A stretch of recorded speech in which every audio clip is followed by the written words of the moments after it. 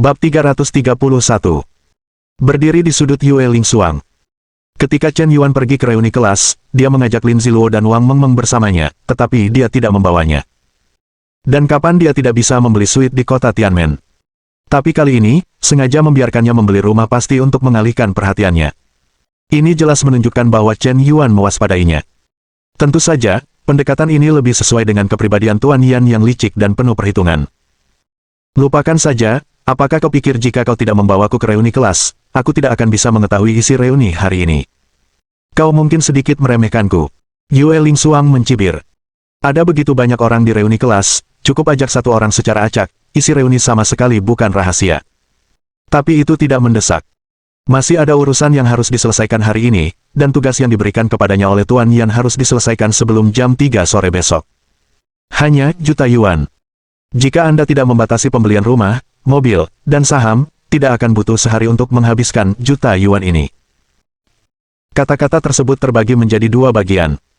Di sini Lin Ziluo dan Yue Lingsuang baru saja menutup telepon. Ponsel Chen Yuan tiba-tiba berdering. Saat melihat ide penelepon, ternyata Gao Xuanyin yang menelepon. Kebetulan sekali. Kebetulan. Chen Yuan juga akan mengunjungi Gao Xuanyin hari ini, dan hendak menanyakan di mana dia berada, tetapi dia tidak menyangka Gao Xuanyin menelepon terlebih dahulu. Hai. Kakak Chen Yuan, maafkan aku, sepertinya aku benar-benar mengacaukan semuanya. Aku tidak tahu mengapa semuanya jadi seperti ini, aku sudah bekerja keras, aku hanya tidur 4 jam sehari, aku benar-benar ingin menyelesaikan masalah ini, tetapi sepertinya aku selalu melakukan kesalahan, semakin aku mencoba memperbaiki masalah, semakin banyak masalah yang muncul dan aku benar-benar tidak tahu harus berbuat apa sekarang. Ada sedikit nada tangisan dalam suara Gao Xuanyin. Awalnya dia mengira menjadi aktor itu melelahkan, tetapi menjadi bos adalah tugas yang sangat mudah. Namun sekarang setelah menjadi bos, dia menyadari bahwa menjadi bos jauh lebih melelahkan. Semua masalah membutuhkan dia untuk menyelesaikannya. Proyek ini memiliki masalah yang begitu besar, dan dia bertanggung jawab. Gao Xuanyin tidak bisa lepas dari kesalahan. Apa yang terjadi? Jika ada masalah yang tidak dapat diselesaikan, beritahu aku. Saudara Chen Yuan, harga tanah yang awalnya dibutuhkan untuk pembangunan kota film dan televisi telah meningkat hampir 3 kali lipat, jauh melebihi anggaran kita. Melihat harga tanah terus naik, ini disebabkan oleh terungkapnya video saya yang muncul di kota Tianmen, saya benar-benar tidak tahu harus berbuat apa. Kata Gao Xuanyin dengan lelah. Kelalaian sebesar itu, terungkapnya rahasia inti proyek kota film dan televisi senilai 1.000 miliar, dapat menyebabkan Chen Yuan kehilangan puluhan miliar dana, dan Gao Xuanyin merasakan rasa bersalah yang kuat di hatinya. Hatinya berada di bawah tekanan yang terlalu besar. Merasa seperti sampah. Kartu bagus dimainkan dengan buruk. Sama seperti operasi bodoh menghabiskan uang untuk membersihkan diri, hanya untuk dihantam dengan bukti. Dia merasa seperti sampah. Dan sejauh ini, dia telah memperhatikan bahwa perusahaan telah ditanami mata-mata komersial, dan ada lebih dari satu. Jika tidak, mengapa keberadaannya terungkap begitu cepat?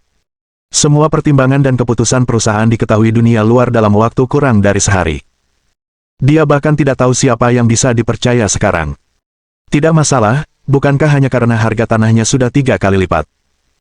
Tidak masalah, jika tidak berhasil, bangun saja kota film dan televisi di tempat lain, kata Chen Yuan dengan santai. Tapi, proyek sepenting ini, bisakah diubah dalam semalam? Apakah akan ada dampak buruk?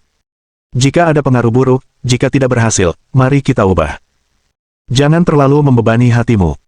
Karena para pemimpin kota ingin kita dimanfaatkan, kamu bisa mengumumkan bahwa karena harga tanah terlalu tinggi, kota film dan televisi mungkin akan memilih kota lain.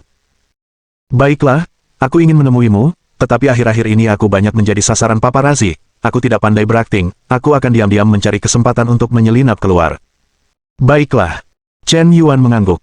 Sepertinya hari ini tidak tepat untuk bertemu Gao Xuanyin. Jika video Gao Xuanyin yang sedang bertemu pribadi dengan seorang pria larut malam tersebar, itu akan menjadi berita besar. Malam itu, Chen Yuan menemani Lin Ziluo dan Wang Mengmeng, kedua gadis kecil itu, dan berbelanja sebelum pulang. Sudah hampir pukul 11 ketika saya sampai di rumah. Kedua gadis kecil itu mulai bercerita dengan gembira. Chen Yuan langsung tertidur pulas di tempat tidur. Berbelanja dengan para gadis benar-benar melelahkan, dan tubuhnya yang kuat juga menanggung beban itu, yang sangat melelahkan baik secara fisik maupun mental. Jika tubuh Chen Yuan tidak diperkuat, dia mungkin tidak akan mampu menahan beban berat ini sama sekali. Sebelum pukul 9 malam ini, harga rumah di kota Tianmen memasuki gelombang puncak baru. Dilaporkan bahwa harga rumah di lokasi yang bagus telah menembus angka 2 yuan per meter persegi. Sungguh mengerikan. Seminggu yang lalu, harga rumah di kota Tianmen hanya sekitar per meter persegi di lokasi yang bagus, tetapi sekarang telah menembus angka hampir mencapai standar harga rumah kota tingkat kedua. Tingkat kenaikannya sangat berlebihan. Tetapi tepat setelah pukul 9 malam, titik balik yang sangat penting tiba. Gao Xuanyin kembali mengumumkan di Fox Sound, Weibo, dan media sosial lainnya. Karena harga tanah untuk lokasi kota film dan televisi telah melebihi anggaran perusahaan, Xuanyin Film and Television mungkin akan mempertimbangkan untuk mengubah lokasi kota film dan televisi. Begitu berita itu tersebar, terjadi kehebohan di seluruh internet. Awalnya, reputasi Gao Xuanyin akhirnya pulih, tetapi saat ini, ia diserang dan dihina oleh banyak sekali troll internet. Terutama mereka yang telah membeli rumah atau tanah dengan harga tinggi di kota baru Tianmen, hampir muntah darah secara bersamaan saat ini. Beberapa investor agresif hampir ingin membunuh seseorang. Jika kota film dan televisi tidak dibangun di kota Tianmen, maka tidak ada alasan harga rumah naik sama sekali. Ini adalah gelembung. Pecah seketika. Untuk sementara, harga mulai anjlok. Rumah-rumah yang sebelumnya tidak terjual dengan harga yuan per meter persegi kini turun menjadi yuan, atau bahkan lebih rendah. Seiring dengan menyebarnya opini publik, semua orang mulai tenang. Memang, dengan total investasi 1.000 miliar yuan, untuk membangun kota film dan televisi, di mana lagi hal itu tidak bisa dilakukan. Mengapa memilih kota Tianmen? Bukan karena harga rumah dan harga tanah di kota Tianmen murah. Tetapi sekarang harga rumah dan harga tanah Anda hampir naik ke standar kota tingkat kedua dan ketiga. Maka tidak ada alasan bagi orang lain untuk memilih kota Tianmen. Bukankah akan lebih baik untuk memilih kota Xiantao, kota Qianjiang, kota Xiangyang, kota Huanggang, dan kota Xi'an di sekitarnya? Spekulasi properti juga membutuhkan alasan. Tentu saja, beberapa orang sudah mulai panik, tetapi beberapa orang memilih untuk terus menunggu dan melihat. Mungkin Gao Xuanyin hanya berpura-pura. Pukul 9 pagi keesokan harinya, harga rumah terus anjlok. Sebelumnya memang tinggi, tetapi sekarang lebih nyata. Hanya dalam satu hari, hampir jatuh ke kurang dari sungguh menakutkan. Sekitar pukul 2 siang, deretan BMW dan Mercedes-Benz, dengan total mobil kelas menengah, perlahan melaju menuju kota kecil Mayang. Sial, ada apa? Itu kakak Yue, apa yang sedang kakak Yue lakukan? Tepat ketika Wang Mengmeng dan Lin Ziluo tampak penasaran, Yue Lingsuang keluar dari mobil. Dia langsung menghampiri Chen Yuan, diikuti oleh dua pengiring yang membawa tas. Bos, tugas yang Anda percayakan kepada saya telah selesai. Ini dia sertifikat properti untuk 36 suite, BMW dan Mercedes-Benz. Selain itu, saya telah mempekerjakan staf, termasuk pengacara pribadi. Dokter pribadi, kepala pelayan pribadi, pengasuh pendamping, koki profesional, akuntan profesional, analis keuangan, kami selalu siap melayani bos. Chen Yuan terkejut sejenak. Melihat dua tas besar di tanah yang penuh dengan buku merah, dia sedikit bingung. Bagaimana mungkin Anda benar-benar membelikan saya 100 suite? Bab 332. Siapa nama yang tertulis di sertifikat properti ini? Tanya Chen Yuan cepat. Bos, saya telah berhasil mengakuisisi sebuah perusahaan properti. Perusahaan properti ini bernama Feitian Real Estate. Saat ini ada properti di bawah Feitian Real Estate. Ini dokumennya, bos. Anda hanya perlu menandatangani satu kata, maka semua aset Feitian Real Estate menjadi milik Anda, bos. Benar saja, efisiensi kerja Yue Lingsuang luar biasa. Hanya dalam sehari, dia baru saja membeli sebuah perusahaan properti, 100 properti, dan 20 mobil mewah untuk bisnis. Ngomong-ngomong, dia juga membentuk tim pribadi profesional untuk Chen Yuan. Tentu saja, di tim ini, tidak diketahui apakah ada yang menggunakan eyeliner dari keluarga Li, atau apakah semuanya adalah eyeliner. Chen Yuan mengambil dokumen itu. Dia berpura-pura melihatnya. Ada banyak informasi, banyak data, dan akhirnya sebuah ringkasan. Artinya, nilai total aset Feitian Real Estate saat ini adalah juta. Setelah Chen Yuan menandatangani dokumen ini, semua aset tetap Feitian Real Estate menjadi miliknya. Ikut aku, mari kita bicara berdua saja, tidak nyaman jika terlalu banyak orang di sini. Chen Yuan menyimpan dokumen-dokumen itu, menoleh dan masuk ke ruangan, lalu menaiki tangga menuju balkon di lantai 3. Yue Lingsuang mengerutkan kening sambil berpikir, lalu mengikuti Chen Yuan ke atas. Tidak baik, mungkinkah kemampuan yang kutunjukkan terlalu kuat, yang telah menimbulkan kecurigaan Presiden Yan? Sial, seharusnya aku bersikap rendah diri sejak awal. Sejak panggilan telepon dengan Li Jiamu kemarin, Yue Lingsuang ingin menunjukkan kemampuan sebenarnya di depan Chen Yuan. untuk menarik perhatian Chen Yuan. Tapi hari ini sepertinya agak berlebihan. Efisiensi yang dia tunjukkan jauh melampaui apa yang dapat dicapai orang biasa. Chen Yuan kemungkinan akan mencurigainya karena hal ini. Di balkon, Chen Yuan menggendong punggungnya dengan satu tangan dan menatap langit dengan mata yang dalam, seolah-olah langit biru adalah kerinduannya. Meskipun matahari agak terik, itu sama sekali tidak memengaruhi agresivitasnya. Xiao Suang, tahukah kau mengapa aku memintamu naik sendirian? Chen Yuan menghela napas santai. Tidak, aku tidak tahu, bos. Entah mengapa, Yue Lingsuang menjadi sedikit gugup. Saat ini, Chen Yuan menoleh. Mengembalikan dokumen di tangannya kepada Yue Lingsuang. Ambil saja, aku tidak akan menandatangani dokumen ini. Kau akan menjadi orang yang bertanggung jawab atas real estate Feitian di masa depan, dan aset senilai juta juga akan menjadi milikmu, kata Chen Yuan dengan lembut. Bos, itu tidak pantas. Anda tidak dibayar cuma-cuma, bagaimana mungkin aku? Kau bisa. Sebelum Yue Rusuang selesai berbicara, Chen Yuan langsung menyela. Kenapa? Tidak ada alasan, karena aku menyukaimu, jadi entah itu 1 miliar, 1 miliar, atau 10 miliar, aku rela memberikannya padamu. Sejak pertama kali aku melihatmu kemarin, aku jatuh cinta padamu. Kata Chen Yuan dengan nada sangat serius. Boom! Kepala Yue Lingsuang langsung meledak, dan seluruh tubuhnya tertegun. Dia benar-benar tidak menyangka bahwa, mengikuti Chen Yuan ke atap, pria ini tiba-tiba menyatakan cintanya padanya. Tanpa gejala sama sekali. Tanpa persiapan psikologis. Seolah bercanda. Namun, jika itu benar-benar hanya lelucon, akankah seseorang di dunia ini memberikan juta kepada orang lain hanya untuk bercanda?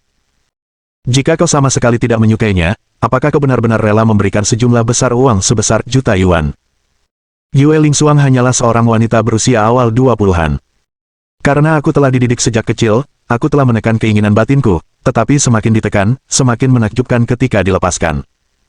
Jika wanita seperti itu benar-benar mencuri hatinya, dia takut dia akan sangat menginginkanmu. Tetapi tidak mudah baginya untuk mengkhianati keluarga Chaebol Li. Bos, apa kau bercanda? Kita baru saling kenal sehari. Waktu bukanlah masalah. Beberapa orang telah saling mengenal selama lebih dari 10 tahun, dan mereka masih orang asing. Beberapa orang hanya saling pandang di tengah keramaian, dan mereka bisa bersama seumur hidup. Tapi aku tertarik padamu, dan itu sudah cukup. Mulai hari ini, kau adalah sekretaris pribadiku, selamat, kau telah menyelesaikan tugasku. Chen Yuan tersenyum tipis.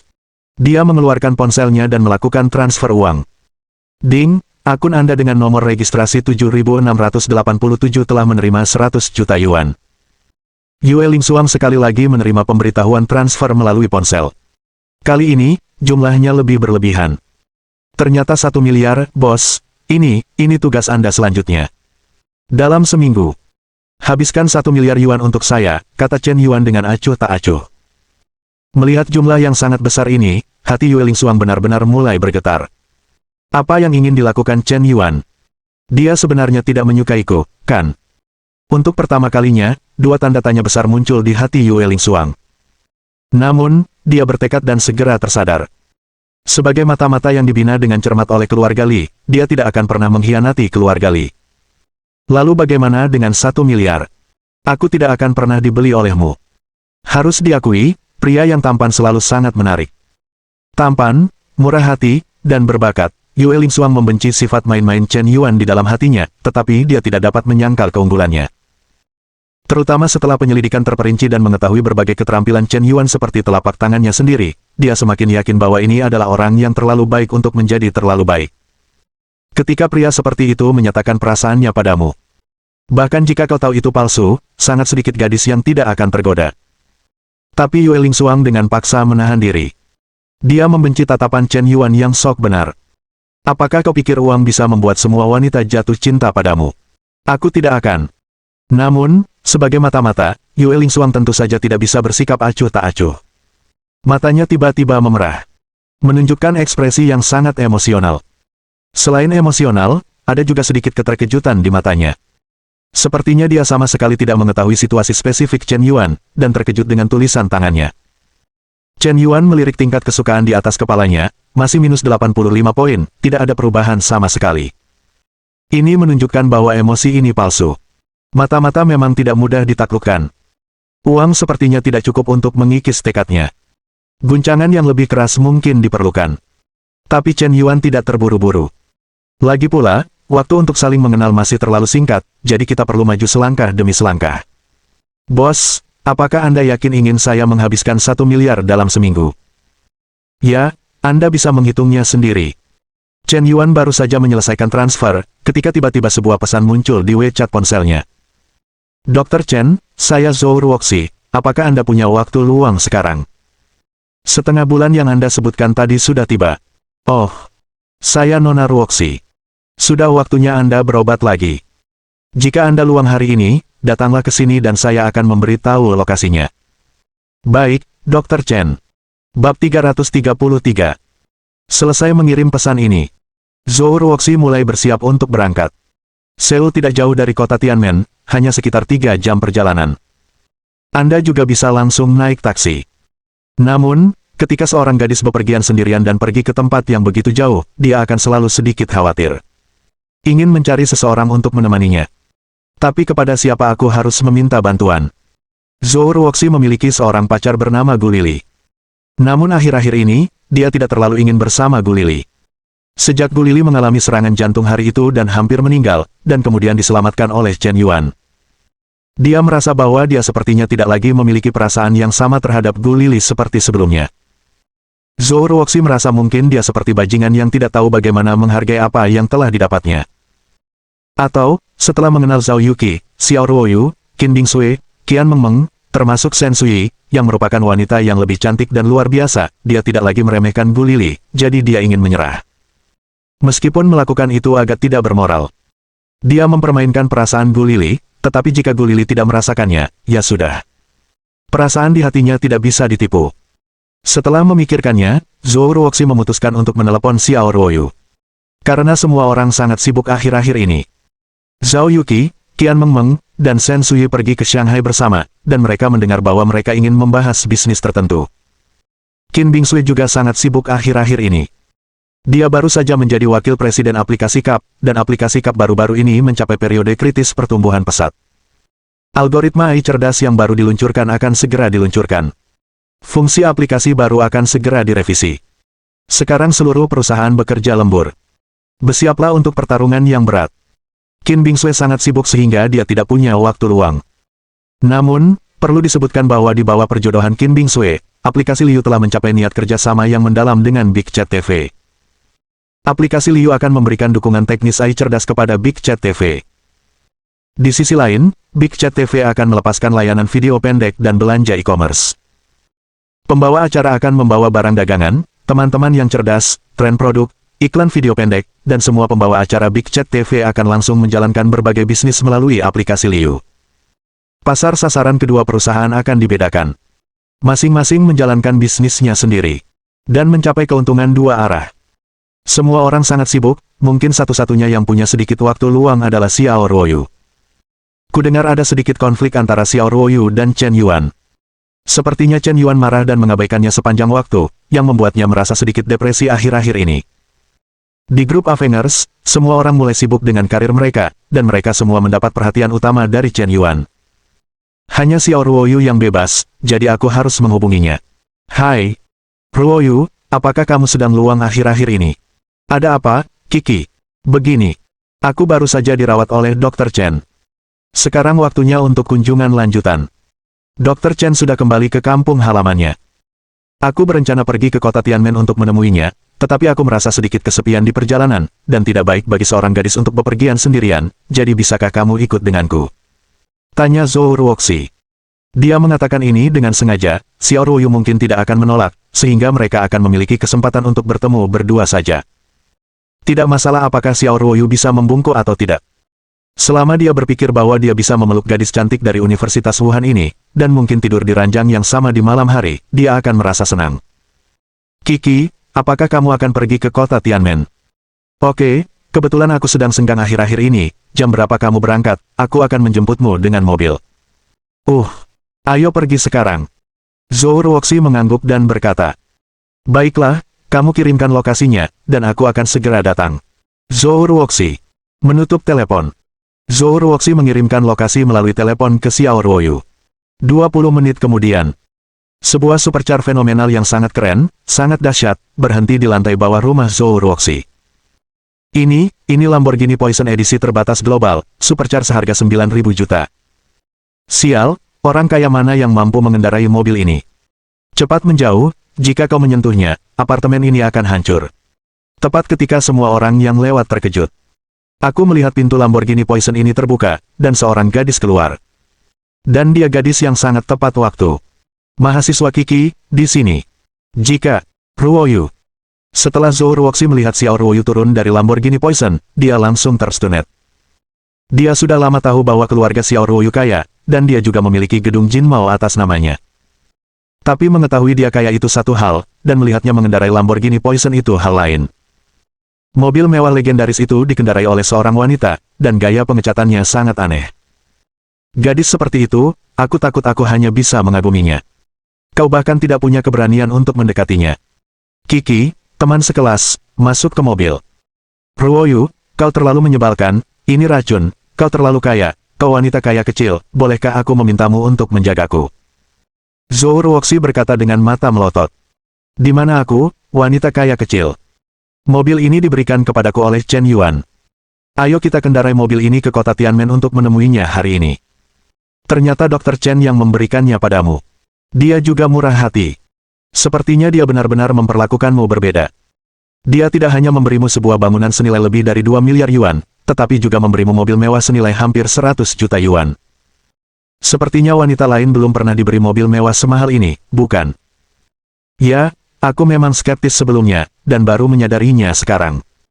Chen Yuan memperlakukanku lebih baik daripada yang lain dan membayar lebih, yang menunjukkan bahwa aku berbeda dari gadis-gadis lain di hatinya, tetapi aku harus meragukan diriku sendiri, dan kemudian melakukan kesalahan prinsip. Aku tidak bisa terus menjadi orang yang bejat, aku akan pergi ke kota Tianmen untuk mencarinya. Kiki, terima kasih, kau memberiku keberanian hari ini. Kata Xiao Ruoyu dengan serius. Kata-kata ini sepertinya menyemangatinya. Dia tidak bisa terus berperang dingin dengan Chen Yuan, setiap hari seperti ini adalah penderitaan, dia harus mengambil inisiatif untuk merebut kembali hati Chen Yuan. Kata-kata itu terbagi menjadi dua bagian. Chen Yuan baru saja berdiskusi dengan Zhou Ruoxi tentang kunjungan lanjutan. Ponselnya berdering lagi. Halo, siapa ini? Halo Tuan Yan, saya He Jun, Anda mengatakan akan datang ke perusahaan kami untuk inspeksi. Saya tahu agak lancang mengatakan demikian. Mungkin setelah Anda menyelidiki perusahaan kami, Anda merasa kecewa dan tidak berencana untuk melakukannya lagi. Saya sudah berinvestasi, saya masih ingin berjuang untuk mendapatkan kesempatan.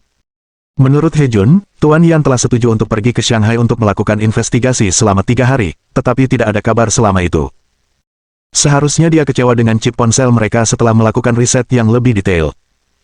Karena pasar ponsel global saat ini pada dasarnya sudah final, dan semua perusahaan besar menguasai pangsa pasar. Anda ingin membuka situasi. Ini bukan masalah yang bisa diselesaikan dengan membakar 1 atau 2 miliar yuan. Kinerja produk yang baik saja tidak cukup. Anda hebat, siapa yang mengenal Anda? Semua orang suka membeli merek besar saat membeli ponsel. Semua merek ponsel dan chip yang dipesan juga bekerja sama dengan perusahaan besar. Anda adalah bengkel yang kurang dikenal. Apakah Anda memiliki jaminan kualitas? Bisakah Anda menyediakan hasil produksi chip? Apakah Anda memiliki mesin litografi? Anda tidak punya apa-apa, Anda hanya ingin mengubah pasar, saya khawatir Anda terlalu banyak berpikir. Bermimpi saja tidak cukup, Anda harus tunduk pada kenyataan. He Jun tidak mau menundukkan kepalanya, dia berdiri di atap, dan dia menelepon Chen Yuan untuk terakhir kalinya. Jika Tuan Yan tidak mau berinvestasi, dia memutuskan untuk melompat. Karena dia sudah terbebani, istri dan anak-anaknya telah berpisah, dan dia tidak bisa lagi menanggung bebannya. Bab 334. Sial, aku lupa. Chen Yuan menepuk bagian belakang kepalanya, dan tiba-tiba teringat bahwa He Jun memang telah setuju untuk pergi ke Shanghai untuk melakukan investigasi. Tetapi karena proyek kota film dan televisi, Chen Yuan juga meninggalkannya. Namun, dia bukan orang yang tidak tahu apa-apa. Rasanya agak tidak sopan jika langsung mengatakan bahwa dia lupa. Jadi dia memutuskan untuk mengubah retorikanya. Ini Insinyur He. Sebenarnya, saya telah meminta seseorang untuk diam-diam memeriksa proyek perusahaan Anda. Ini proyek yang bagus. Saya mendukungnya. Chen Yuan mulai berbicara omong kosong. Dia jelas tidak tahu apa-apa tentang proyek ini, dan dia tidak tahu apa-apa tentang situasi terkini perusahaan He Jun. Tetapi dia mengatakan bahwa dia telah melakukan investigasi dan memutuskan untuk berinvestasi. He Jun sangat percaya pada kata-kata ini. Tampaknya Tuan Yan telah melakukan investigasi mendalam tentang dirinya dan perusahaan mereka. Kesulitan yang dihadapi perusahaan saat ini tentu saja jelas bagi Tuan Yan. He Jun tidak percaya bahwa seseorang akan berinvestasi sembarangan tanpa memahami proyek tersebut, dan itu masih merupakan investasi besar. Tapi mungkin dia tidak tahu bahwa Chen Yuan adalah orang seperti itu. Tuan Yan, terima kasih, sungguh terima kasih, saya jamin proyek ini tidak akan mengecewakan Anda.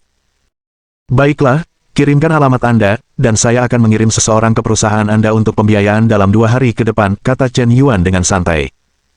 Dia berpikir sejenak, beberapa hari terakhir, Zhao Yuqi tampaknya bekerja di Shanghai. Karena He Jun tidak bisa menunggu lebih lama lagi, biarkan Zhao Yuqi datang dan membeli perusahaan ini.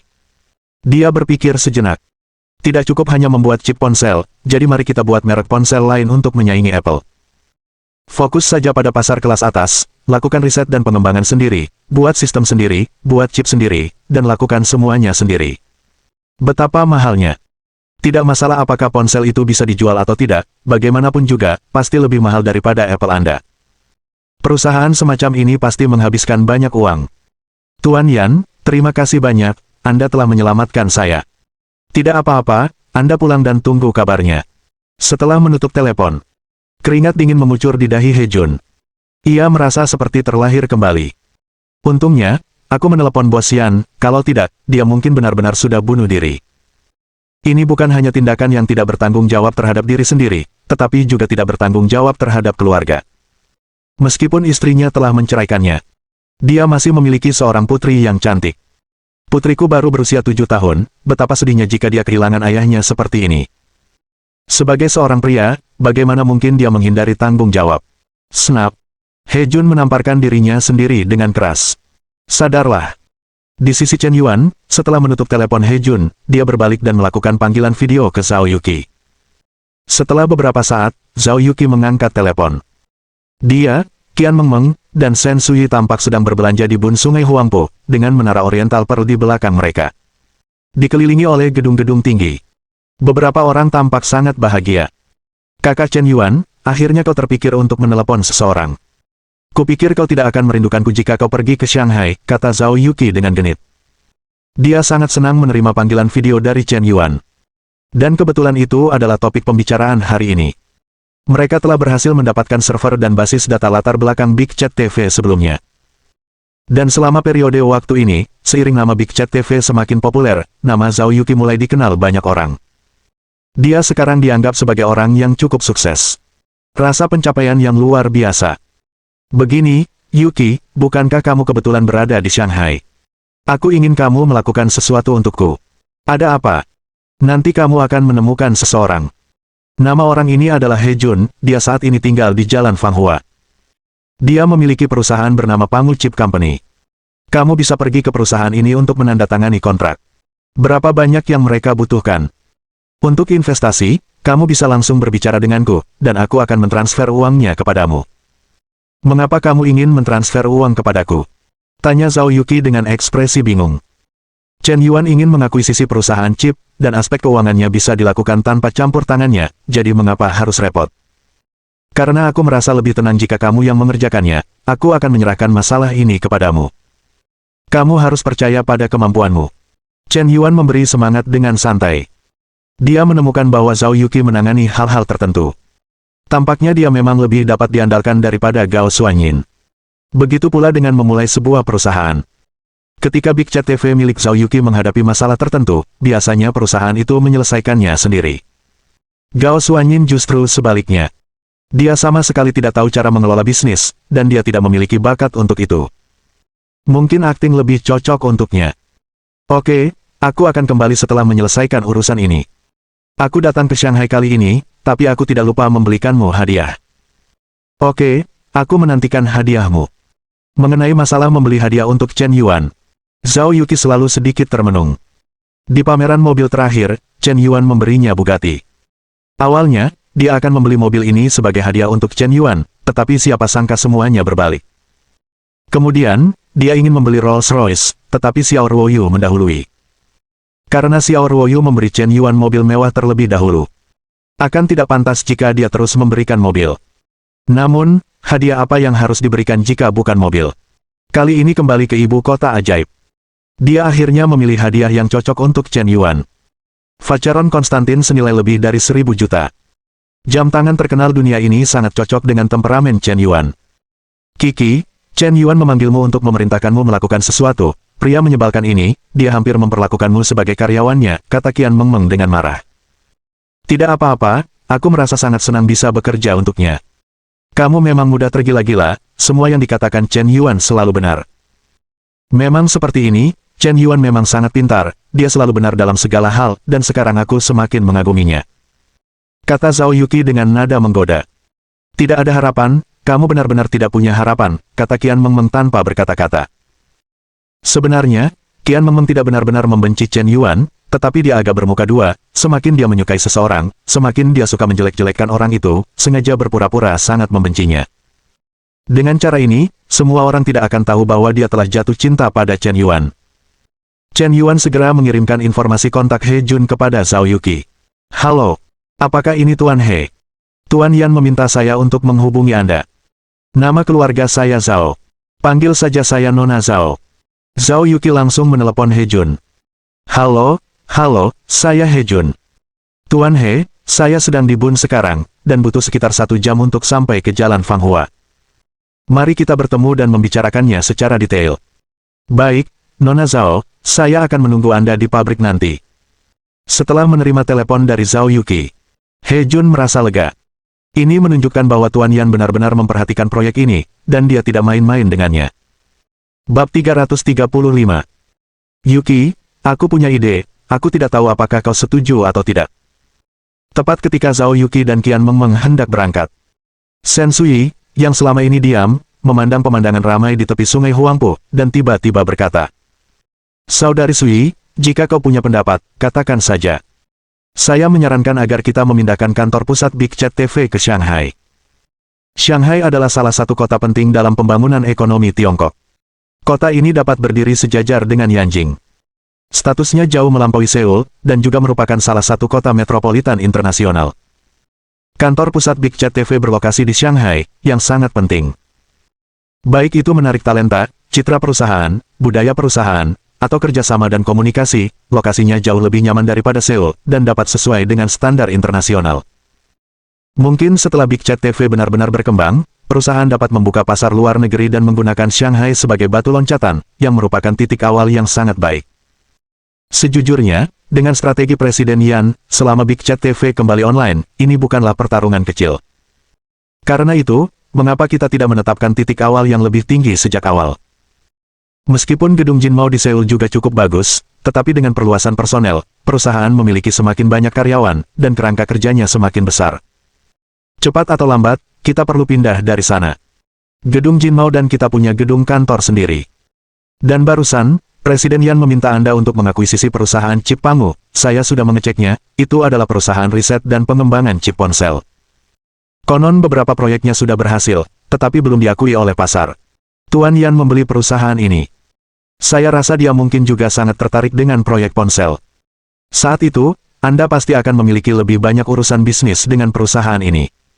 Karena itu, Anda mungkin perlu bola-balik antara Shanghai dan Seoul. Itu merepotkan dan membuang waktu. Mari kita manfaatkan kesempatan ini dan pindahkan kantor pusat kita langsung ke Modu. Kata Shen Sui dengan mata berapi-api. Pernyataannya tidak masuk akal. Karena Yan selalu punya uang, dia tentu saja tidak keberatan mengambil langkah yang lebih besar, dan Shanghai tentu lebih baik daripada Seoul. Usulannya berpandangan jauh ke depan. Saya sudah memikirkan masa depan Big Chat TV. Tapi Zhao Yuqi sedikit bingung. Dia belum lulus tahun ini. Apakah Anda sudah membicarakan tentang pasar luar negeri di masa depan? Apakah ini akan terlalu melayang? Menerbangkan pesawat tanpa belajar berjalan. Awalnya membuka platform siaran langsung hanyalah lelucon, siapa sangka sekarang benar-benar sudah dibuka. Dan jangan dibahas lagi, ritme segala sesuatunya benar-benar di luar kendalinya. Awalnya, saya hanya ingin membuat sedikit kehebohan, tetapi siapa sangka adegan itu hampir menarik perhatian. Karena kontrak berbagi penyiar 8:2, hal itu hampir mendorong Big Chat TV ke garis depan. Itu juga didorong ke sisi berlawanan dari semua platform siaran langsung. Dan karena kampanye Yanzong, Big Chat TV telah menarik perhatian banyak penyiar. Saat ini, Anda harus terbang jika tidak ingin terbang. Tidak bisa bersikap rendah diri sama sekali. Juga tidak mungkin untuk berkembang perlahan. Anda harus lepas landas atau hancur berkeping-keping, hanya itu dua pilihan. Kaksui, aku setuju dengan idemu, tapi apakah kita terlalu berlebihan? Harga rumah dan sewa di Shanghai tidak sebanding dengan di Seoul. Biayanya terlalu tinggi. Bahkan gaji pokok karyawan perusahaan jauh lebih tinggi daripada di Seoul. Tapi di sini ada lebih banyak talenta daripada di Seoul, kan? Mereka yang benar-benar mampu tidak akan terbatas di tempat kecil, tetapi ingin berkembang di tempat yang lebih besar. Gaji di Shanghai tinggi karena mereka memiliki pendapatan tinggi. Dalam hal upah, kita membutuhkan lebih banyak talenta manajemen, talenta operasional, dan talenta teknis. Kurasa Jenderal Smoke akan setuju dengan usulanku. Baiklah, biar kupikirkan dulu. Mari kita temui He Jun dulu, dan nanti aku akan menyampaikan masalah ini kepada Chen Yuan. Zhao Yuqi berpikir saran Shen Sui bagus. Mengenai ide pengembangan perusahaan di masa depan, dia tiba-tiba menjadi jelas. Tapi jangan terlalu agresif. Setidaknya kita harus menunggu sampai Big Chat TV kembali online, beroperasi untuk beberapa waktu, dan memeriksa lalu lintas data sebelum mengambil keputusan selanjutnya. Jika kinerja operasional tidak baik, perusahaan terus merugi, terus-menerus menghabiskan uang, dan keuntungan sama sekali tidak memenuhi harapan, maka akan sulit. Zhao Yuqi merasa bahwa lebih baik untuk lebih stabil. Di dalam perusahaan, dibutuhkan tokoh-tokoh radikal, karena tokoh-tokoh radikal dapat mendorong perkembangan perusahaan yang lebih cepat. Selain itu, dibutuhkan juga kelompok yang tenang, yang dapat menghindari risiko yang tidak perlu bagi perusahaan. Diperlukan dua suara yang berbeda untuk mendorong perkembangan perusahaan yang lebih baik. Saat Chen Yuan turun dari balkon lantai 3, gadis kecil Lin Ziluo melompat keluar. Kakak Chen Yuan, apakah kita akan menggali ubi jalar hari ini? Aku tidak akan menggali ubi jalar hari ini, aku akan mengajakmu ke kebun untuk memetik anggur. Di rumah Chen Yuan, terdapat kebun yang dikelola secara pribadi. Selain pohon pir, kebun itu juga memiliki pohon persik, pohon jeruk, dan teralis anggur. Luas kebun itu sebenarnya tidak kecil. Sekitar 50 hektar. Dengan mengandalkan kebun ini, pendapatan tahunan Chen Jianhong tidak sedikit. Terutama dalam beberapa tahun terakhir, ada pendapatan ratusan ribu setiap tahunnya. Tidak termasuk pengeluaran harian dan biaya sekolah Chen Yuan, dia dapat menabung sekitar 20 yuan setahun. Namun, ada kemungkinan besar uang ini dihabiskan untuk Bibi Tang Yun. Kalau tidak, bagaimana mungkin Bibi Tang Yun kawin lari dengan Lao Chen? Chen Yuan samar-samar ingat bahwa pria ini, Chen Jianhong, dulu sering menangis di depan ibunya, dan dia hanya memberikan sekitar hingga yuan setahun. Kebunnya jelas panennya bagus. Mengapa penghasilannya tidak ideal? Kekurangan itu karena Lao Chen menyembunyikan uang pribadinya, dan ngomong-ngomong, dia bahkan mengurangi banyak uang dari pengeluaran makan Chen Yuan. Itu membuat Chen Yuan tidak punya uang untuk mengajak pacaran di sekolah. 15.000 sebulan untuk biaya hidup. Sangat sedikit. Sebenarnya, jumlah uang ini cukup untuk makan sendirian, tetapi jika dia ingin melakukan kegiatan lain, atau membicarakan pacar, jumlah uang ini jauh dari cukup. Pada dasarnya hanya cukup untuk makan. Apakah kita pergi ke kebun? Ya, kata Lin Ziluo dengan gembira. Rasanya ada kegiatan baru hari ini. Dari jam 1 sampai jam 3 sore. Chen Yuan meminta Lin Ziluo untuk memetik buah selama 2 jam. Dan menyuruhnya membawa pulang semua buah yang dipetik. Siapa sangka gadis ini akan membeli semua anak di desa dengan tumpukan uang 100 yuan. Lalu mempekerjakan selusin anak kecil untuk membantunya melakukan berbagai hal. Sepertinya ini sudah menjadi tren kakak perempuan yang berkuasa. Terasa campur aduk. Penampilannya yang berteriak dan berpelukan sangat gaduh. Kiki, apakah ini lokasi yang Chen Yuan kirimkan kepadamu? Ya, benar, sepertinya sekitar 200 meter di depan, seharusnya rumah Chen Yuan, kata Zhou Ruoxi. Tidak. Mengapa keluarga Chen Yuan berada di pedesaan? Xiao Ruoyu memiliki keraguan di dalam hatinya. Aku merasa bahwa segala sesuatu di hadapanku tidak sesuai dengan status sosial yang ditunjukkan oleh Chen Yuan. Bab 336. Mungkin orang kaya sejati suka tinggal di pedesaan. Udara di pedesaan segar, dan bagi keluarga kaya seperti itu, tinggal dimanapun tidak masalah. Mungkin ada banyak properti di seluruh negeri, seperti Mayun, yang memiliki preferensi pribadinya sendiri.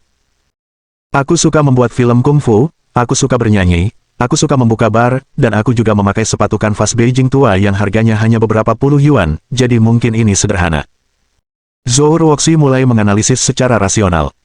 Seorang pria yang berpenghasilan 30 yuan sebulan dan bermain game setiap hari ketika pulang. Ini adalah standar pria baik, yang menolak semua godaan, memiliki pikiran yang teguh, dan memiliki hobi sederhana. Seorang pria yang berpenghasilan 3.000 yuan sebulan dan bermain game setiap hari ketika pulang. Untuk hobi yang sama, orang yang berbeda memiliki kriteria penilaian yang berbeda. Pada saat ini, Xiao Ruoyu menghentikan mobilnya. Sekalian juga menambahkan riasan. Dia ingin tampil di depan Chen Yuan dalam kondisi terbaiknya. Kiki, lihat aku seperti ini, aku seharusnya tidak jelek, kan? Tidak jelek, bagaimana mungkin kamu jelek, kamu terlihat cantik bahkan tanpa riasan. Setelah Zhou Ruoxi selesai berbicara, dia mengambil kesempatan untuk meletakkan tangannya di bahu Xiao Ruoyu, dan mulai membelainya. Benar saja, kulitnya sangat halus. Tangannya mulai membelai punggung Xiao Ruoyu tanpa sadar. Kiki, kenapa kamu menyentuhku? Gatal sekali. Ruoyu, kamu punya bentuk tubuh yang bagus. Tidak, bentuk tubuhku biasa saja, bagaimana mungkin aku lebih baik darimu? Xiao Ruoyu melirik dada Zhou Ruoxi, merasa bahwa ukurannya lebih kecil darinya. Mungkin karena Zhou Ruoxi suka menari, bentuk tubuhnya bahkan lebih seksi. Seharusnya mencapai skala C. Sedangkan Xiao Ruoyu, dia hanya mencapai B+. Xiao Ruoyu tidak melihat ada yang salah dengan perilaku Zhou Ruoxi yang membelainya. Mungkin orang hanya ingin berteman dengannya, menjadi sahabat. Pacar perempuan itu intim, mereka bisa mandi bersama dan pergi ke toilet bersama. Agak menjijikkan kalau laki-laki dan saudara laki-laki mandi bersama. Oke, Kiki, jangan sentuh aku, cepat telepon Chen Yuan dan beritahu kami bahwa kami sudah sampai. Oke. Zhou Ruoxi menarik tangannya kembali dengan sedikit enggan. Kemudian dia mengeluarkan ponselnya dan menelepon Chen Yuan. Dr. Chen, kami sudah sampai. Kami. Mahasiswa Ruoxi, bukankah kamu datang sendirian? Tanya Chen Yuan. Ya, aku menelepon Ruoyu untuk ikut denganku. Zhou Ruoxi menjelaskan. Kudengar Xiao Ruoyu juga ada di sini. Chen Yuan merasa sedikit tidak nyaman. Kenapa ini hampir seperti meja mahjong lagi? Setelah mengecualikan kakak perempuan Wang Mengmeng, Lin Ziluo, Yue Lingsuang, Zhou Ruoxi, Xiao Ruoyu, keempat gadis cantik itu berkumpul bersama. Dan mereka semua gadis dengan skor 9 atau lebih. Aku bahkan pergi ke pedesaan, dan ada begitu banyak gadis yang menabrak mobil, aku juga mabuk. Saat ini, Chen Yuan pada dasarnya mati rasa terhadap situasi seperti itu. Dia mungkin panik sebelumnya, tapi sekarang dia sangat tenang. Mungkin dia telah menjadi bajingan dan tidak terlalu peduli dengan apa yang dipikirkan gadis-gadis, tetapi justru penampilan ceroboh seperti itulah yang membuatnya lebih disukai gadis-gadis. 1 menit kemudian, Xiao Ruoyu mengendarai mobil ke depan pintu rumah Chen Yuan. Sial, apakah ini Lamborghini Poison? Kak Biao, apakah ini Poison yang legendaris? Keren sekali, berapa harga mobil ini? 9.000 juta. Apa? Kakak Biao, kau bercanda. Aku bercanda menyuruhmu mencari harga mobil ini di internet. Aku kehilangan mobil ini, Nima ini. Zheng Biao baru saja kembali dari Seoul hari ini. Dia memarkir mobilnya di garasi, dan begitu keluar dari garasi, sebuah supercar yang sangat mewah tiba-tiba melaju perlahan di depannya. Sebagai pecinta mobil, dia langsung mengenali mobil mewah kelas dunia itu. Nima ini adalah mobil mewah seharga 9.000 juta. Edisi terbatas dunia. Tidak banyak mobil seperti ini di dunia. Dan sekarang, mereka benar-benar mengendarai mobil mewah seperti itu di desa. Itu terlalu berlebihan. Tapi setelah dipikirkan baik-baik, seharusnya wajar jika Chen Yuan, seorang bajingan, berkencan dengan putri orang terkaya di Seoul, yang mampu membeli mobil mewah. Saat itu, Xiao Ruoyu dan Zhou Ruoxi membuka pintu mobil bersamaan dan keluar dari mobil. Untuk sesaat, Zheng Biao hanya merasa bahwa dua dewi, secantik makhluk surgawi, turun dari 9 langit ke dunia. Yang di sebelah kiri, mengenakan pakaian olahraga biru langit. Tetapi meskipun hanya pakaian olahraga sederhana, ia tampak memiliki temperamen yang indah, elegan dan anggun, yang dapat dilihat dari kejauhan tetapi tidak untuk dipermainkan. Gaya rambut kuncir kuda membuatnya tampak muda dan energi. Yang di sebelah kanan memiliki sosok yang lebih seksi, mengenakan seragam JK dan kacamata bulat, murni dan penuh nafsu. Sosok, penampilan, dan temperamen kedua gadis itu benar-benar kelas atas. Bintang-bintang wanita di TV pun belum tentu lebih cantik dari mereka. Kakak Biao, aku mau mimisan sebentar lagi, terlalu tepat waktu. Jangan dipikirkan, lihat saja mobil apa yang mereka kendarai.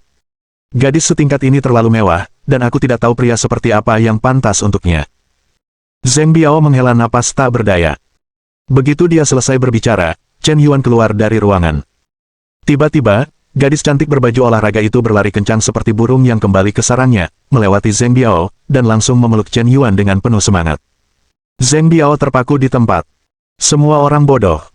Sedetik yang lalu, di matanya, Dewi temperamen yang sangat mewah dan mengendarai Lamborghini itu adalah peri yang tak tertandingi. Detik berikutnya, dia malah jatuh ke pelukan Chen Yuan, seperti anjing. Masih begitu aktif. Begitu bersemangat. Seperti anjing yang menjilat. Sial. Kalian para dewi kaya dan cantik, apakah kalian semua buta? Chen Yuan adalah sekelompok idiot yang hanya sampah. Dia tidak punya keterampilan. Dia bahkan harus bergantung pada saudara perempuannya untuk berpura-pura tangguh. Kalian semua berwajah polos. Mengapa kalian semua jatuh cinta padanya? Selain tampan, apakah dia benar-benar memiliki kelebihan lain? Pertama, putri orang terkaya di Seoul menyukainya. Sekarang ada lagi gadis yang meresepkan racun. Bisakah kalian sedikit sadar? Zheng Biao mulai meragukan hidupnya. Dia tiba-tiba merasa bahwa kerja kerasnya selama bertahun-tahun tidak ada artinya. Mengapa dia menghasilkan begitu banyak uang? Bukankah itu untuk menemukan istri yang cantik, seperti yang ada di pelukan Chen Yuan? Tapi Chen Yuan sama sekali tidak perlu menghasilkan uang, dia sudah punya istri, dan jumlahnya lebih dari satu. Mengapa dunia begitu tidak adil? Mengapa kalian para cantik tidak bisa menghargai makna dari kami orang-orang jujur? Benarkah penampilan lebih penting bagi kalian daripada kemampuan menghasilkan uang? Dasar perempuan dangkal. Yuan, aku sangat merindukanmu. Aku merasa sedih selama ini, tapi aku senang bertemu denganmu. Bisakah kau mengabaikanku saja, kata Xiao Ruoyu sambil menangis, memegang leher Chen Yuan. Bab 337. Tubuh Chen Yuan sedikit kaku. Tanpa sadar ia mengulurkan tangannya, ingin memeluknya. Tepat pada saat itu, Lin Ziluo keluar. Kakak Chen Yuan, kau. Lin Ziluo mencuci semangkuk anggur dan bersiap menyajikannya untuk Chen Yuan. Namun siapa sangka, begitu ia keluar, ia melihat pemandangan seperti itu. Chen Yuan bermesraan dengan wanita lain. Hubungan mereka begitu dekat. Tidak bisa diterima. Selama beberapa hari bersama, rasa suka Lin Ziluo terhadap Chen Yuan semakin tinggi, dan tanpa disadari telah meningkat menjadi 80 poin. Ia bisa dianggap sebagai cinta pertamanya. Awalnya, ia datang ke sini hanya untuk menyelidiki rahasia Tuan Yan, dan tidak pernah berpikir akan jatuh cinta padanya. Ia tidak pernah menghadapi hubungan dengan Chen Yuan. Ia hanya tahu bahwa ia sangat tergila-gila setiap hari, tetapi sebenarnya ia cukup bahagia. Ia merasakan kebahagiaan yang belum pernah ia alami sebelumnya. Awalnya, Lin Ziluo berpikir bahwa siapa yang bersama Chen Yuan, apakah dia genit, apakah dia punya pacar, semua itu sama sekali tidak ada hubungannya dengannya. Mereka hanya rekan kerja dan tidak memiliki perasaan pribadi. Namun, ketika dia menyaksikan Chen Yuan dan Xiao Ruoyu berpelukan dengan matanya sendiri, hatinya terasa sakit tanpa alasan yang jelas, seolah-olah sesuatu telah direbut darinya. Seperti mainan masa kecil. Awalnya dia menyimpan mainan itu dan tidak terlalu mempedulikannya. Tetapi ketika dia mengetahui bahwa anak-anak lain telah merebut mainannya, dia merasa sangat tidak nyaman dan ingin mendapatkannya kembali. Semakin tidak bisa mendapatkannya, semakin dia peduli. Oh! Mangkuk besar di tangan Lin Ziluo tiba-tiba jatuh ke tanah dan pecah berkeping-keping. Anggur juga berhamburan di mana-mana. Nona Lin. Saat ini, Xiao Ruoyu juga menemukan Lin Ziluo. Dia langsung mengenalinya. Lagi pula, di pameran mobil hari itu, dia sangat terkesan. Tapi mengapa nona kedua keluarga Lin tinggal di rumah Chen Yuan? Ada apa dengan Nima? Luo, kenapa kau memecahkan mangkuk itu agar kakimu tidak terluka? Wang Mengmeng langsung berlari keluar ruangan begitu mendengar suara mangkuk pecah. Kakak, kau, siapa saudari ini? Wang Mengmeng juga sedikit bingung. Kakak, situasinya bagaimana? Mengapa kamu menculik saudari cantik lainnya? Tepat ketika Wang Mengmeng keluar, dalam waktu 3 detik, Yue Lingsuang juga keluar. Semuanya sekaligus. Xiao Ruoyu tiba-tiba mundur 3 langkah. Dia berpikir bahwa setelah Chen Yuan kembali ke kampung halamannya, dia akan sama sedihnya seperti dirinya setiap hari, memikirkan Chen Yuan sepanjang waktu. Tapi orang tidak tahu betapa sedihnya dia. Bukan hanya Jin Wuzhang Jiao, tetapi ada 3 orang, yang satu lebih polos dan cantik dari yang lain, dan yang lainnya lebih imut dan lebih lincah. Atau apakah dia belum saling mengenal sebelumnya? Izinkan saya memperkenalkan Anda, Lin Ziluo, Anda pasti pernah bertemu sebelumnya, ini saudara perempuan saya, Wang Mengmeng. Ketika Chen Yuan menunjuk Wang Mengmeng, dia tiba-tiba mendekatkan wajahnya ke telinga Xiao Ruoyu dan berbisik, dia saudara perempuan saya. Kakak tiri. Dan yang ini, Yue Ling Xuang, dia adalah talenta manajemen bisnis yang saya pekerjakan dengan gaji tinggi. Setelah mengatakan itu, Chen Yuan menoleh ke Lin Ziluo, Wang Mengmeng, dan Yue Ling Xuang dan memperkenalkan, ini Xiao Ruoyu, teman sekelas saya di SMA, yang saat ini kuliah di Universitas Wuhan. Di belakangnya adalah Zhou Ruoxi, gadis berbakat dari Konservatorium Musik Seoul. Dia datang ke sini hari ini untuk menemui dokter. Tatapan Chen Yuan acuh tak acuh, dan dia meluangkan waktu untuk memperkenalkan satu sama lain kepada semua orang dengan jelas dan teratur. Suasananya sangat suram. Ada permusuhan yang kuat di mata para gadis. Udara seolah berbau mesiu. Terutama antara Xiao Ruoyu dan Lin Ziluo. Keduanya seperti api dan air. Lin Ziluo sangat kesal melihat Xiao Ruoyu. Wanita ini memikat kakaknya. Untuk berhubungan dengan Xiao Ruoyu, Lin Yi telah meminta grup Lin untuk bekerja sama dengan Yuan Han Trading beberapa hari terakhir. Dan mengambil inisiatif untuk melepaskan keuntungan. Dalam hal ini intinya, keluarga Xiao tidak menolak tawaran keluarga Lin, tetapi kau, Xiao Ruoyu, malah berbalik dan berlari untuk mendekati Chen Yuan lagi. Apa maksudmu? Apakah kau ingin berkencan dengan dua pria tinggi, kaya, dan tampan sekaligus? Pergi ke dokter. Kakak, kapan kau akan pergi ke dokter lagi? Tanya Wang Mengmeng dengan penasaran. Situasinya agak rumit sekarang, beberapa gadis memiliki pemikiran yang berbeda, hanya Wang Mengmeng yang paling polos. Dia menganggap Chen Yuan sebagai saudaranya sendiri. Kecemburuan semacam ini tentu saja tidak ada hubungannya dengannya. Kakak, tentu saja aku bisa pergi ke dokter. Masih banyak hal yang belum kau ketahui. Halo, Dr. Chen, kapan kita akan menjalani perawatan selanjutnya? Tanya Zhou Ruoxi. Perawatan bisa dimulai sekarang, maukah kau ikut denganku? Ruoyu, kalau begitu aku duluan. Baiklah. Chen Yuan membawa Zhou Ruoxi ke sebuah ruangan di lantai 2. Dan mengunci pintunya. Nona Ruoxi, selama ini, apakah kau sudah minum obat tepat waktu sesuai resep yang kuberikan? Aku sudah meminumnya setiap hari. Selama periode ini, aku benar-benar merasa frekuensi serangan jantungku berkurang banyak. Baiklah, lepaskan pakaianmu. Resep yang diberikan Chen Yuan memang benar bahwa beberapa obat baik untuk jantung, tetapi kombinasi obat-obatan ini juga dapat merangsang sekresi estrogen dalam tubuhnya, membuatnya lebih sehat dan lebih feminin. Hasratnya pun mungkin meningkat. Setelah perawatan akupuntur dan moksibusi, serta konseling psikologis yang sesuai, atau godaan pria, sangat mungkin dia akan dipaksa untuk ereksi. Lepaskan pakaianmu sekarang. Zhou Ruoxi sedikit tersipu. Merasa sangat malu, bahkan napasku pun menjadi lebih cepat. Kau tidak tampak begitu malu saat perawatan terakhir, kan? Kali ini jelas jauh lebih tegang. Apakah karena Gulili tidak ada di sisiku? Benar. Chen Yuan mengangguk. Dia menatap lurus ke arahnya dengan tenang, tanpa sedikit pun rasa cemas atau ragu, dan tampak tegas. Seorang dokter profesional seharusnya tidak lebih ragu daripada pasien saat menemui dokter, juga tidak boleh menunjukkan ekspresi jahat, jika tidak, bagaimana orang lain bisa mempercayaimu. Saat ini, cukup pertahankan wajah datar dan berpura-pura dingin. Selama kau tidak malu, dialah yang akan malu. Kalau begitu, tidak apa-apa. Zhou Ruoxi ragu sejenak, tetapi tetap mengangguk.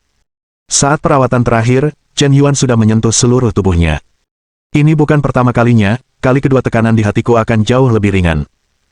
Zhou Ruoxi merasa bahwa dia seharusnya tidak terlalu banyak berpikir. Lagi pula dia tidak menyukai laki-laki.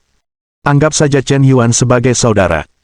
Selain itu, Dr. Chen memiliki keahlian medis yang luar biasa, dan kita harus mempercayai profesionalismenya. Tapi, ketika Zhou Ruoxi benar-benar melepas bajunya, Chen Yuan merasa darahnya mendidih tak terkendali. Sangat panas dan kering. Situasi kali ini benar-benar berbeda dari sebelumnya. Terakhir kali di ruang kesehatan sekolah, ada banyak orang yang menjaga pintu, Bu Lili masih berada di pinggir, jadi wajar saja Chen Yuan tidak memiliki pikiran jahat. Tidak peduli seberapa bagus tubuh Zhou Ruoxi dan seberapa tampan dia tidak punya waktu untuk mengaguminya. Dia hanya ingin mendapatkan perawatan cepat dan mengakhiri hari itu. Tapi sekarang di rumah. Terlebih lagi, pria kesepian dan janda itu berada di ruangan yang sama, dan pihak lain masih. Bisakah kau tahan? Bab 338. Konon, Chen Yuan membawa Zhou Ruoxi ke lantai atas belum lama ini. Wang Mengmeng bertanya, Luo, apakah kakakku benar-benar bisa menyembuhkan penyakit? Seharusnya begitu. Setahuku, kakakmu sekarang memiliki sertifikat kualifikasi medis profesional, dan telah diakui oleh beberapa ahli senior di Seoul. Apakah kakakku sehebat itu? Kenapa kita tidak naik dan melihatnya? Aku ingin tahu bagaimana dia mempraktikkan pengobatan. Saat membicarakan hal ini, Wang Mengmeng menyadari bahwa dia sepertinya tidak tahu apa-apa tentang Chen Yuan. Meskipun dia dibesarkan di desa saat kecil, dia sepertinya tidak tahu apa-apa tentang Chen Yuan. Baru sekarang dia menemukan sisi lain dari Chen Yuan. Wang Mengmeng. Tingkat kesukaan plus 5. Tingkat kesukaan saat ini, 55 poin. Kedua gadis kecil Lin Ziluo dan Wang Mengmeng segera mengikuti, dan sekalian, Xiao Ruoyu dan Yue Lingsuang juga naik ke atas. Mereka berjingkat dan menyelinap di belakang pintu. Mungkin efek kedap suara di rumah itu tidak terlalu bagus. Percakapan antara Chen Yuan dan Zhou Ruoxi terdengar jelas di luar pintu. Dr. Chen, tenang saja. Oke, bagaimana sekarang? Agak sakit. Kalau begitu aku masuk dulu, tunggu. Ah, gelombang-gelombang. Mendengar percakapan seperti itu, Lin Ziluo, Wang Mengmeng, Xiao Ruoyu, dan Yue Lingsuang langsung membayangkan gambar mosaik di benak mereka. Dialog semacam ini sungguh menarik. Kakakku, bukankah dia melakukan hal semacam itu? Wang Mengmeng tersipu. Merasa sangat malu, percakapan ini terlalu memalukan. Tidak, kakakmu lebih ahli akupuntur, jangan terlalu banyak berpikir, dia seharusnya tidak main-main. Xiao Ruoyu cepat menjelaskan kepada Chen Yuan. Meskipun percakapan di ruangan itu sangat memalukan, namun sangat jelas dan gamblang. Di siang bolong, mustahil bagi Chen Yuan untuk menggunakan nama praktisi kedokteran untuk melakukan upacara Zhou Ruoxi bersama Zhou Ruoxi, kan? Chen Yuan memperhatikan gerakan di luar pintu. Dia memiliki pendengaran dan penglihatan yang baik, dan ketika Wang Mengmeng dan yang lainnya pertama kali naik ke atas, dia sudah memiliki firasat bahwa seseorang akan menguping. Untuk sesaat, api yang membara di hatiku seolah padam oleh siraman air dingin. Jejak kejahatan yang muncul di hatinya ditekan dengan kuat. Tidak, sebagai seorang dokter jenius profesional, bagaimana mungkin pikiran saya begitu kacau saat merawat pasien? Meskipun kau sangat menginginkannya, kau tidak bisa melakukan hal-hal tidak bermoral seperti itu saat merawat orang. Jika kau menginginkan seorang wanita, kau harus jujur dan berintegritas. Bagaimana mungkin kau seperti pria hina, kehilangan statusmu? Chen Yuan memikul beban sebagai idola. Lagi pula, pasukan Tuan Yan sudah terbentuk, dan dia tidak akan pernah memanfaatkan bahaya orang lain, dan itu masih dalam kondisi seseorang menguping. Setengah jam kemudian, Zhou Ruoxi merasa basah kuyup. Proses praktik pengobatan kali ini mirip dengan yang terakhir kali, tetapi satu-satunya perbedaan adalah Zhou Ruoxi mendapati tubuhnya menjadi sangat sensitif. Terutama ketika Chen Yuan melakukan perawatan akupuntur untuknya, dalam pikirannya, ada pikiran yang tidak sehat tentang Chen Yuan. Wajah Chen Yuan yang keren dan tampan telah menjadi objek fantasinya. Dan memikirkannya, dia sebenarnya sangat memalukan. Terlalu malu. Malu. Aku sebenarnya punya pikiran tentang seorang pria. Bukankah aku membenci pria? Bukankah aku membenci pria? Bagaimana ini bisa terjadi? Mengapa ini bisa terjadi? Zhou Ruoxi terkejut. Nona Ruoxi, pengobatan hari ini sudah selesai. Anda biasanya minum obat tepat waktu, jadi efek pengobatannya cukup bagus. Menurut perkiraan saya, Anda seharusnya sudah pulih sepenuhnya pada pengobatan berikutnya. Chen Yuan masih berkata tanpa ekspresi. Terima kasih, Dr. Chen. Sama-sama, pakai baju dulu. Apa? Zhou Ruoxi panik seperti kelinci kecil, baru kemudian dia menyadari bahwa dia pergi, kakakku akan keluar. Wang Mengmeng belum selesai berbicara. Pintu tiba-tiba terbuka. Keempat gadis itu terpaku di pintu kamar dan mendengarkan selama lebih dari setengah jam, tetapi mereka sama sekali tidak merasa lelah. Apa yang kalian lakukan? Chen Yuan bertanya dengan serius. Ekspresi wajahnya sangat serius, penampilan orang yang terhormat. Ini membuatnya tampak sangat profesional. Meragukan seorang dokter profesional, ini salah. Bukan apa-apa, bro, kami hanya penasaran, haha. Wang Mengmeng berteriak. Kiki, bagaimana menurutmu? Xiao Ruoyu bertanya pada Zhou Ruoxi. Dia tahu bahwa terakhir kali Zhou Ruoxi mengalami serangan jantung dan hampir meninggal mendadak. Tentu saja, mereka semakin percaya pada profesionalisme Chen Yuan. Aku baik-baik saja. Ruoyu, kemampuan medis Dr. Chen benar-benar hebat. Sekarang aku tidak merasakan sesak dada, sesak napas, atau detak jantung tidak teratur sama sekali. Sepertinya seluruh tubuhku jauh lebih rileks, kata Zhou Ruoxi dengan tulus. Titik. Meskipun proses penyembuhannya agak sulit dijelaskan, tetapi harus diakui bahwa Dr. Chen memiliki kemampuan yang luar biasa. Gejalanya memang membaik secara signifikan, dan efeknya cepat. Lebih efektif daripada dokter manapun yang pernah ia temui. Bagus. Semua orang sangat khawatir dengan kondisi Zhou Ruoxi. Xiao Ruoyu juga menceritakan kisah penyelamatan terakhir Chen Yuan, yang membuat Wang Mengmeng berseru. Kakaknya bahkan bisa menghidupkan kembali orang yang sudah meninggal, itu terlalu mengagumkan. Yue Lingsuang telah memeriksa informasi Chen Yuan sebelumnya. Tetapi dia tidak melihatnya dengan mata kepala sendiri, dan informasinya tidak lengkap. Sekarang dia mendengar Xiao Ruoyu menceritakannya sendiri. Baru kemudian dia menyadari bahwa Chen Yuan lebih misterius dari yang dia bayangkan, dan bahwa dia masih memiliki kemampuan medis kuno dan magis seperti itu. Kekuatan macam apa yang ada di balik Tuan Yan? Benarkah dia adalah tuan muda dari keluarga pertapa yang telah diwariskan selama ribuan tahun, seperti yang dikatakan rumor? Ini terlalu omong kosong, kan? Zhou Ruoxi. Tingkat kesukaan plus 10 Zhou Ruoxi. Tingkat kesukaan plus 10 Zhou Ruoxi. Tingkat kesukaan plus 10 tingkat kesukaan saat ini, 35 poin. Dalam narasi Xiao Ruoyu, Zhou Ruoxi juga mengingat kembali masalah itu pada saat yang sama. Sebenarnya, sebagai pihak yang terlibat, perasaannya mungkin tidak lebih kuat daripada perasaan seorang pengamat. Karena dia menderita, dan disiksa secara fisik pada saat itu, risiko apa yang diambil Chen Yuan untuknya sehingga dia mengabaikannya. Sungguh tak tertahankan bagi siapapun untuk menghadapi tuntutan nyawa manusia seperti itu. Tetapi tidak ada orang lain yang berani, bahkan para profesor universitas kedokteran pun tidak berani menyelamatkannya begitu saja. Pada saat kritis, Chen Yuan melangkah maju. Kau hanya tahu bahwa dia telah meraih kejayaan, tetapi kau tidak tahu seberapa besar risiko yang telah dia ambil, sekarang pikirkanlah. Setelah bangun pada saat itu, dia sebenarnya merasa jijik dengan Chen Yuan yang menekan dadanya, dan merasa bahwa dia tidak memiliki hati nurani. Sekarang, dia memiliki perasaan aneh terhadap Chen Yuan. Ini adalah sesuatu yang belum pernah dia rasakan dalam 20 tahun terakhir. Dia benar-benar mulai memiliki perasaan terhadap laki-laki. Bab 339. Meskipun perasaan ini tidak kuat, tetap saja ada.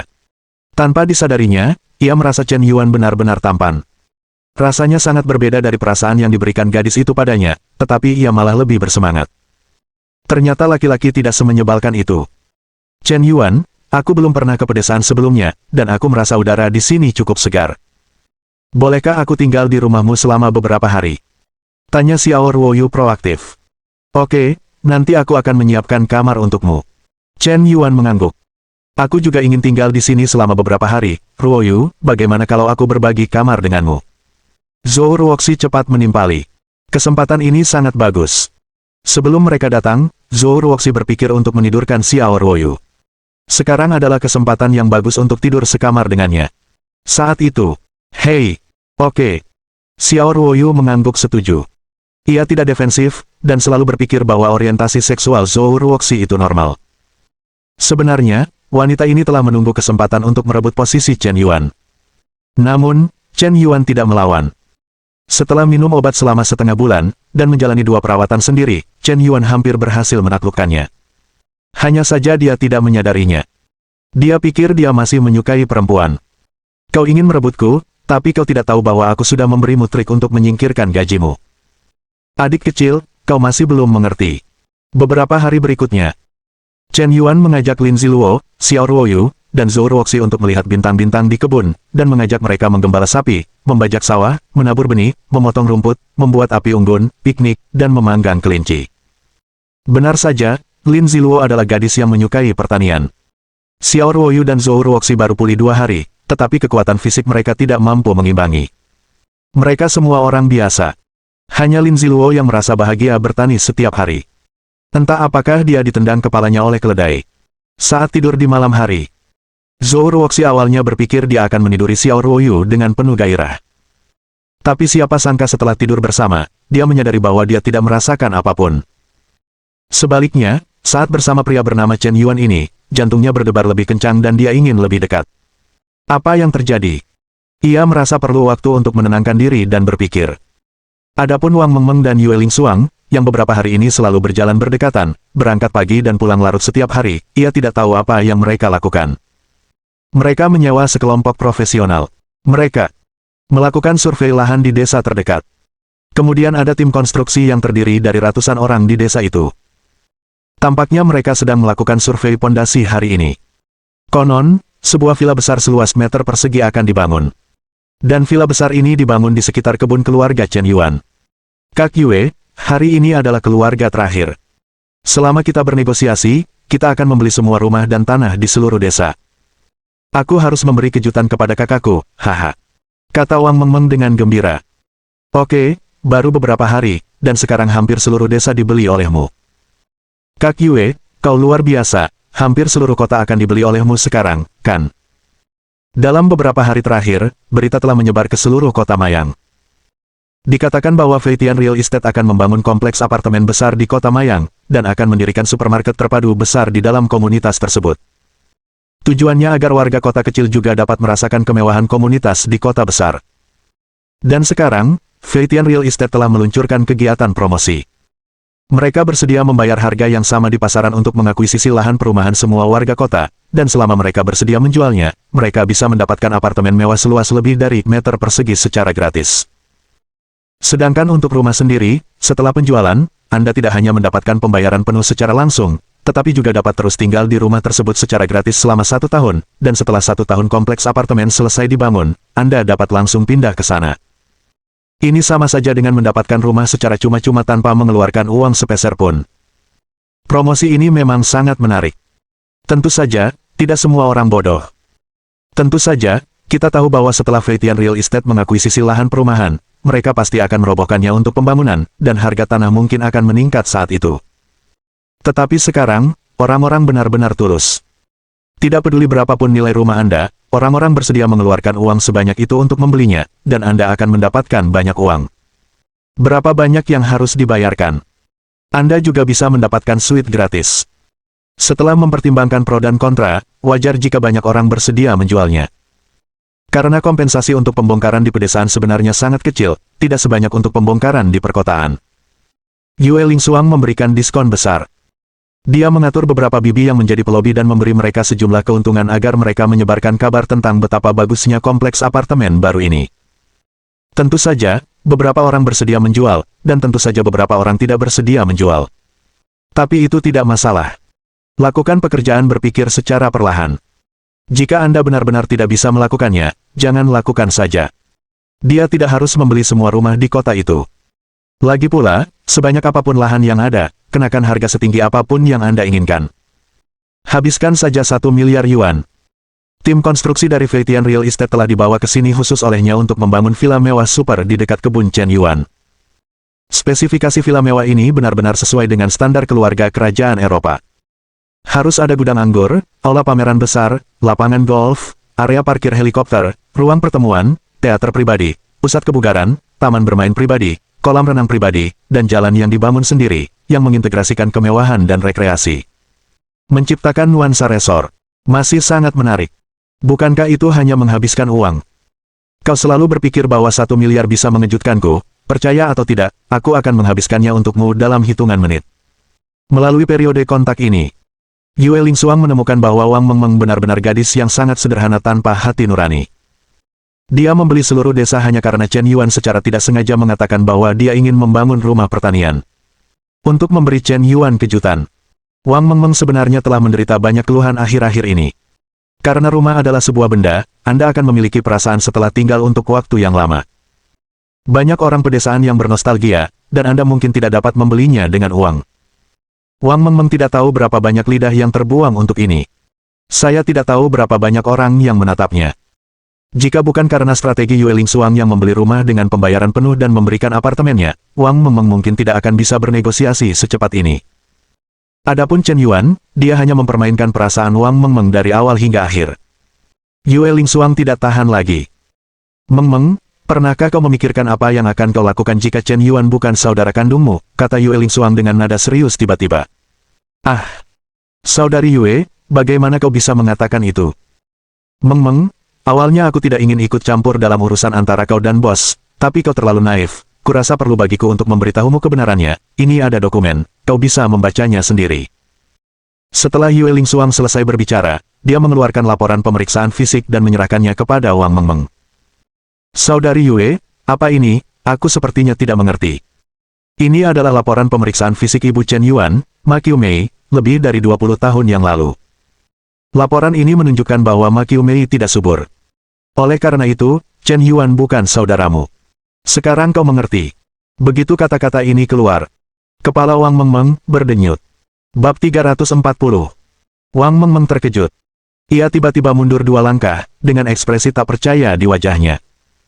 Ia menatap laporan medis itu lama sekali, dan mendapati bahwa laporan itu tampaknya bukan palsu, kertas dan tanda tintanya terlihat sangat tua. Jika Bibi Ma di sebelah rumah tidak bisa memiliki anak, dari mana Chen Yuan berasal? Tidak mungkin ia muncul dari celah-celah batu, kan? Mungkinkah saudaraku diadopsi karena Bibi Qiu Mei mandul? Tanya Wang Mengmeng. Aku tidak tahu, tidak ada catatan adopsi yang ditemukan atas nama saudaramu, jawab Yue Lingsuang. Jadi, tidak peduli apakah aku anak kandung ayahku atau putri paman Chen di sebelah rumah, bukankah aku memiliki hubungan darah dengan kakak Chen Yuan? Nada suara Wang Mengmeng perlahan mereda. Ia mendapati bahwa meskipun ia tahu bahwa Chen Yuan dan dirinya tidak memiliki hubungan darah, meskipun ia bukan saudara kandungnya sendiri, hal-hal itu tampaknya tidak begitu sulit untuk diterima. Ia bahkan memiliki gagasan aneh di dalam hatinya. Aneh sekali. Mengapa aku tidak merasa sedih sama sekali ketika mendengar berita seperti itu, malah sedikit gembira? Apa yang terjadi? Selama masa kebersamaan ini, Wang Mengmeng menyadari bahwa Chen Yuan lebih baik dari yang ia bayangkan. Terutama, ia juga cukup baik untuknya. Pada dasarnya, ia responsif terhadap kebutuhannya. Dengan kakak seperti itu, ia bisa membeli apapun yang diinginkannya, makan apapun yang diinginkannya, dan ketika menghadapi bahaya, Chen Yuan selalu siap membantu di saat-saat kritis. Ia seperti gunung, yang dapat memberikan rasa aman yang kokoh. Dalam diri Chen Yuan, ia menemukan cinta dan kasih sayang yang telah lama hilang. Ternyata aku sudah lama menyukai kakakku di dalam hatiku, tetapi aku tidak pernah berani mengakuinya. Sekarang sepertinya semacam belenggu telah terlepas, dan aku tidak perlu khawatir lagi. Wang Mengmeng menjadi tenang, seolah-olah hatinya lega. Mengmeng, sebenarnya, kurasa Chen Yuan mungkin tahu bahwa kau bukan adik kandungnya, atau tahu sejak awal bahwa dia kaya dan berkuasa. Dia tidak pernah menjadi orang biasa. Dia jauh lebih berkuasa darimu. Ini jauh lebih rumit dari yang dibayangkan, jadi dia mungkin memiliki pikiran abnormal tentangmu, mengerti? Apa yang dikatakan Yue Lingsuang berarti Chen Yuan adalah seorang mesum, dan dia juga suka bermain peran. Kau, Wang Mengmeng, hanyalah mangsa di mulutnya, kau bisa dimakan dan dimusnahkan kapan saja. Kau harus berhati-hati dan putus dengan Chen Yuan sesegera mungkin. Benarkah? Ternyata kakakku juga. Wang Mengmeng ragu-ragu untuk berbicara.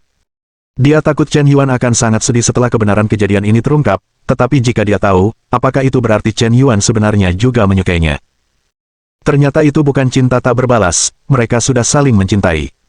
Tanpa diduga, kakak Yue menembus lapisan kertas jendela ini sekarang. Tapi Chen Yuan tampaknya cukup main-main. Ada lebih dari satu gadis di sampingnya. Selain Zhou Ruoxi sebagai hubungan dokter pasien, kakak Xiao Ruoyu dan Luo Luo sama-sama sangat menyukai kakakku. Mereka semua begitu luar biasa, yang satu adalah orang terkaya di Seoul, istri kedua keluarga Lin, dan yang lainnya mengendarai mobil mewah Lamborghini, dia pasti wanita kaya atau mahal, dan dia juga mahasiswa terbaik Universitas Wuhan. Setelah perbandingan seperti itu, Wang Mengmeng menyadari bahwa dia bukan apa-apa. Dia hanyalah gadis desa. Bagaimana bisa dibandingkan dengan putri orang lain? Dia hanyalah anak haram yang tidak banyak melihat cahaya, dan lahir dari perselingkuhan ibunya dengan orang lain. Bagaimana mungkin keberadaan rendahan seperti dia layak untuk kakaknya yang berbakat? Hati Wang Mengmeng tiba-tiba menjadi sensitif dan merasa rendah diri. Suasana hatinya tiba-tiba menjadi sangat tertekan, dan rongga matanya bahkan memerah. Kakak Yue, bisakah kau berjanji padaku untuk tidak membongkar masalah ini? Aku hanya punya satu kakak laki-laki, dan dia satu-satunya kerabatku. Aku tidak ingin kehilangan kakakku setelah pengungkapan ini, kata Wang Mengmeng dengan air mata di matanya. Dia tampak sedih. Ayah angkatnya, Lao Wang, bersikap seperti binatang buas padanya, ibunya berselingkuh dengan orang lain, dan ayahnya sendiri mengabaikannya.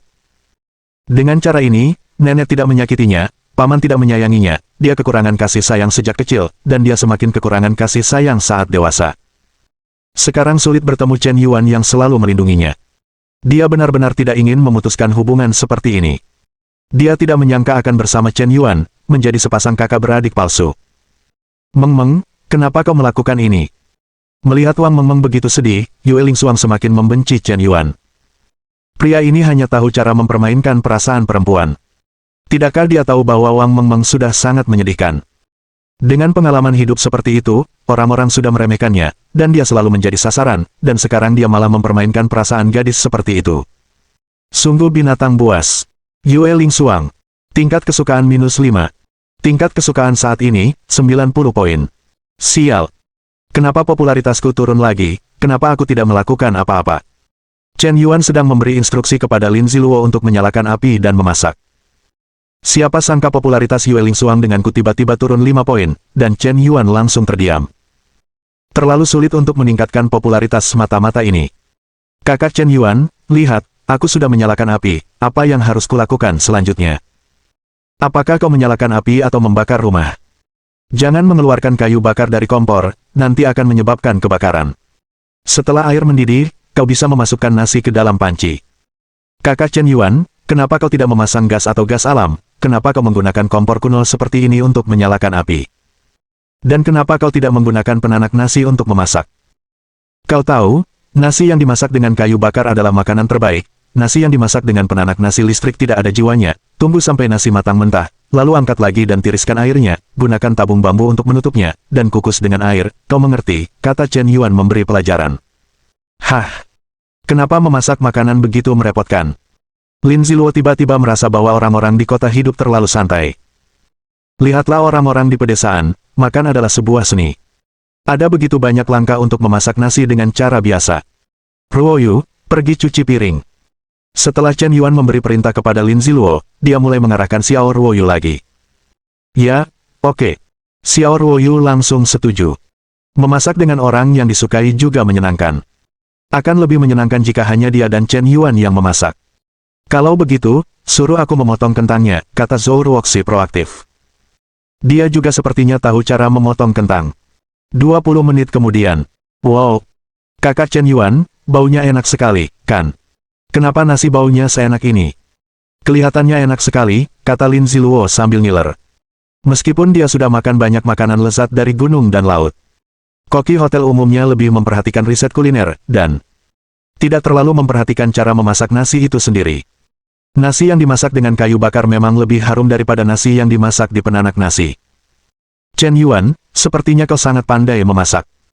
Hanya bercanda, hari ini aku akan memamerkan masakanku dan memberitahumu apa yang enak. Mohon dukungan dari omom ante-ante sekalian, buat subscribe atau sharekan novel Mimin ke Facebook kalian, agar channel Mimin bisa terus berkembang. Dengan begitu, Mimin bisa lebih semangat untuk up novel seru lain ke depannya. Buat teman-teman yang sudah subscribe dan sharekan novel Mimin, Mimin ucapkan terima kasih sebanyak-banyaknya. Sekiranya teman-teman menghadapi masalah video diputar dalam bahasa Inggris, coba tukar kepada bahasa Indonesia original melalui cara ini. Semasa mendengarkan, pencet tombol setting di atas kanan video, pilih audio track dan tukar bahasa.